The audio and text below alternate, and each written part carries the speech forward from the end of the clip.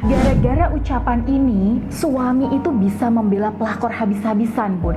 Wah, kok bisa? Berarti suami sudah buta mata hatinya dong. Nah, lalu gimana cara menyikapinya ya? Oke, Bunda, temukan jawabannya di video ini ya. Assalamualaikum warahmatullahi wabarakatuh. Ya, sahabat Bunda yang dirahmati oleh Allah. Klien saya itu nggak habis pikir.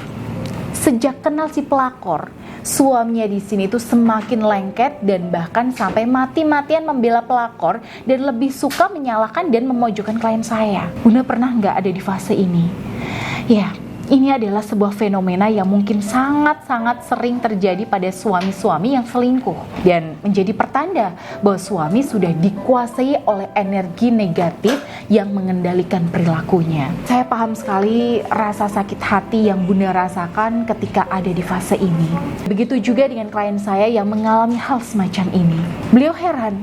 Ya, jelas-jelas si pelakor ini udah mengganggu keutuhan rumah tangga kok malah dibela-belain. Bahkan klien saya ini sempat emosi banget, Bun. Gak kuat karena beliau selalu dipojokkan suaminya hanya demi si pelakor. Akhirnya beliau berkonsultasi dengan saya waktu itu.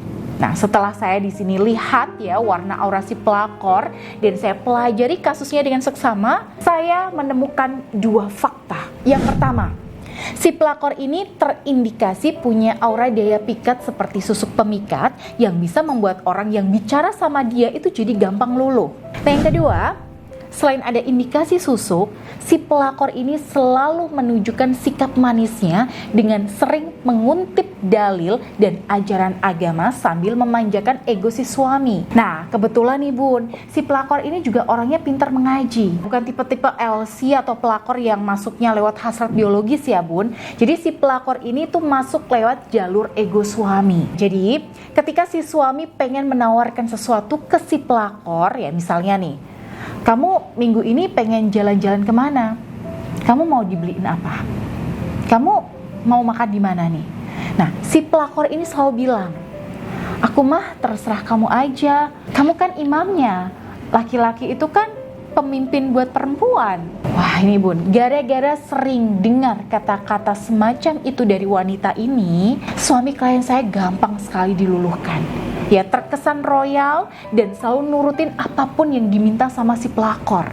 Kenapa bisa begitu? Ini karena dua jurus tadi itu dilakukan secara total lahir batin. Jadi laki-laki itu Bun, kalau dengar kalimat seperti ini dari perempuan, maka egonya itu seperti dipupuk.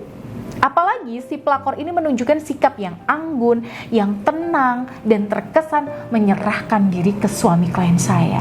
Wah, ini Bun, yang bikin suami itu gampang kelepek-kelepek. Belum lagi si pelakor ini memakai susuk pemikat. Ya, maka sudah bisa dipastikan mau sengeyel apapun Bunda untuk meyakinkan suami, apalagi kalau Bunda masih pakai emosi ya dan ingin buru-buru, apalagi dengan aura yang belum tercerahkan, ya hasilnya nggak akan maksimal. Suami bukannya mau percaya sama Bunda nih, tapi malah semakin lengket sama pelakor. Lalu gimana dong Bun cara menghadapinya?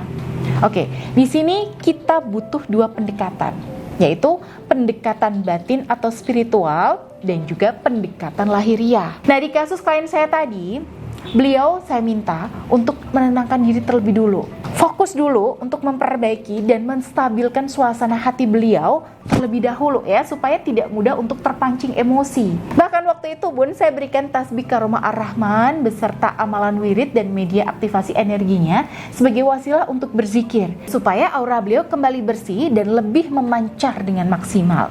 Nah, yang kedua, setelah tenang, saya minta beliau untuk membuka keran komunikasi dengan suaminya. Dan lewat cara komunikasi ini, saya minta beliau untuk coba menyentuh dan memupuk ego suami. Salah satunya adalah dengan menahan diri untuk mengkritik atau menyalahkan suami dan lebih memperbanyak bertanya dan mendengarkan.